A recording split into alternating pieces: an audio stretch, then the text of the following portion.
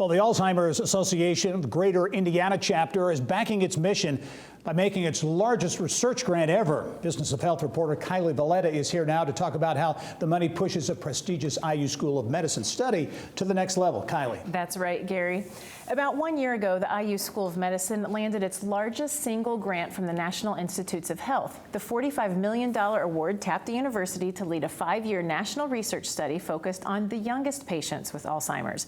The project is called LEADS, and here to tell us about the impact of the new $1 million gift is the study's lead researcher, Dr. Liana Apostolova, a professor at the IU School of Medicine, and Natalie Sutton, executive director of the Alzheimer's Association Greater Indiana chapter. Thank you both for coming to the show. Thank you, Kylie. Dr. Apostolova, let's start with you in the LEADS program. It focuses on early onset Alzheimer's, which is especially devastating form of the disease. Tell us a little bit about early onsets, how it impacts patients and families. Of course, yeah.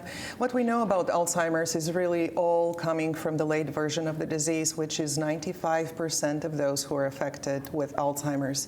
About 5% or 200 to 300,000 in the United States, though, have an early onset form, that is those that are less than 65 years old. They could be as young as 40. As young as 50. They could be our age ladies. And guess what? These people are still in the workforce. They're not ready to retire. They're raising children or supporting them through college. And they don't have any long-term plans and insurance set in motion to be able to take time off work, let alone go on disability. So it is a tremendous impact for the family.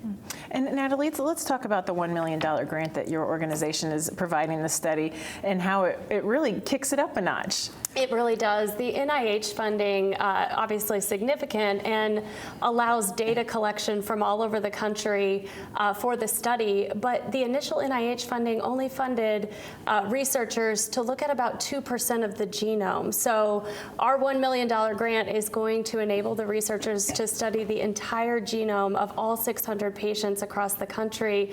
And we believe that there might be some underlying risk factors that we could uncover by looking at the entire genome in these patients.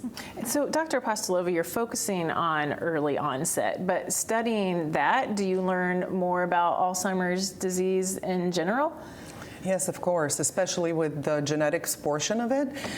We know of about maybe 30, 40 genetic risk factors for the late onset version of the disease, but still so much of that genetic risk is missing. We see that in families where Alzheimer's disease has hit, that these individuals, their children, their siblings are more likely to develop Alzheimer's, and we need to know more about what causes this risk.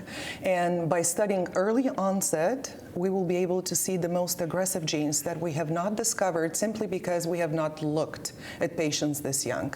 So these would be important discoveries for all of Alzheimer's and would also lead to downstream research that will allow us to study disease mechanisms and to uncover new therapeutic targets.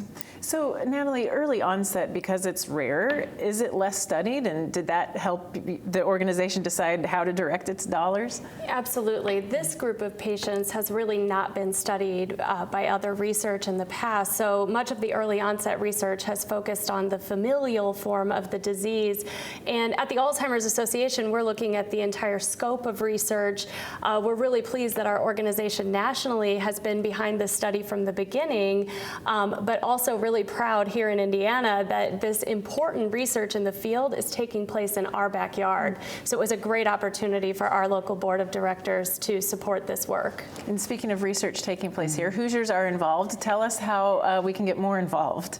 Well, we're still recruiting. So we're looking for individuals who are cognitively impaired between the ages of 40 and 64 at 15 locations across the nation and of course in Indiana.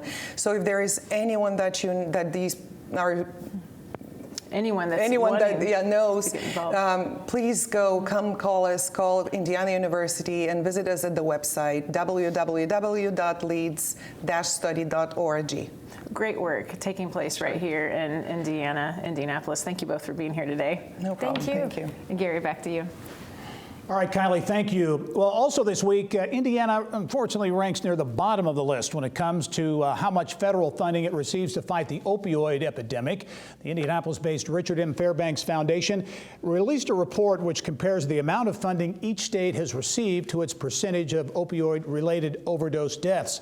Now, the report says Indiana received nearly $160 million, but was still underfunded by more than $175 million. Only Pennsylvania, New Jersey, and Ohio rank lower.